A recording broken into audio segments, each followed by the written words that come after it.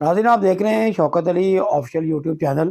اور میں ہوں آپ کا میزبان شوکت علی سینئر صحافی۔ ناظرین ملک بھر میں جو الیکشن ہے وہ 8 فروری 2024 کو ہونے جا رہے ہیں اور جمعرات کا دن مقرر کیا گیا ہے الیکشن کا، لیکن ابھی تک جو اس میں شکوک و شبہات ہیں وہ جنم لیے جا رہے ہیں اور یہ کہا جا رہا ہے کہ الیکشن جو ہیں وہ 1 ماہ کم سے کم تاخیر کا شکار ہو سکتے ہیں، اور یہ کہا جا رہا ہے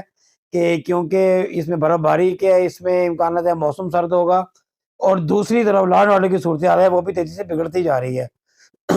تو یہ صورتحال ہے کہ حالانکہ الیکشن کمیشن بار بار یہ کہہ رہے ہیں کہ الیکشن مقرر وقت پہ ہوں گے اور اس کی تمام تیاریاں مکمل ہیں، اور جو آخری اس کے فنڈ سے 17 ارب روپے وہ بھی جاری کر دیا گئے ہیں، لیکن الیکشن جو ہیں ابھی تک جو ہے وہ ٹیمپو نہیں بنا سکے، جس کی ایک بنیادی وجہ یہ قرار دی جا رہی ہے کہ پاکستان تحریک انصاف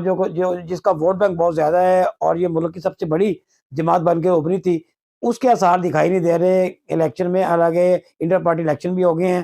اور لیکن اس کے باوجود بھی پاکستان تحریک انصاف کا مستقبل روشن دکھائی نہیں دے رہا، اور یہ کہا جا رہا ہے کہ جیسے ایک پاکستان مسلم لیگ نون کو یہ بلا مقابلہ ہی لگ رہا ہے کہ الیکشن میں آنے کا امکانات دکھائی دے رہے ہیں، کیونکہ پنجاب میں ان کا کوئی مد مقابل نہیں ہے دور دور تک، اور جو پاکستان پیپلز پارٹی ہے وہ سندھ تک ہی محدود ہے اور اس کا پنجاب میں ووٹ بینک نہ ہونے کے برابر ہے۔ تو اس کا تمام تر جو فائدہ ہے وہ پاکستان مسلم لیگ نون اٹھا رہی ہے، ان کا یہی لگ رہا ہے کہ وہ پنجاب سے کلین سویپ کر کے اراکین قومی اور اسمبلی کی سیٹوں سے تو وہ پھر مرکز کی طرف جا کے اور باقی اتحادی جماعتوں کے ساتھ مل کر حکومت بنائیں گی۔ ابھی میاں محمد نواز شریف نے چوری شجاعت سے ملاقات کی ہے، اس میں جو 2 سیٹیں ہیں اس میں جو ہے چوری صالح کی اور طارق بشیر چیمہ کی سیٹوں کے سیٹ ٹو سیٹ ایڈجسٹمنٹ کر لی گئی ہے، اور کاف لیگ کی طرف سے بھی اور باقی جماعتیں بھی ایک طرف ہے۔ اور یہ کہا جا رہا ہے کہ جیسے پاکستان تحریک انصاف کے خلاف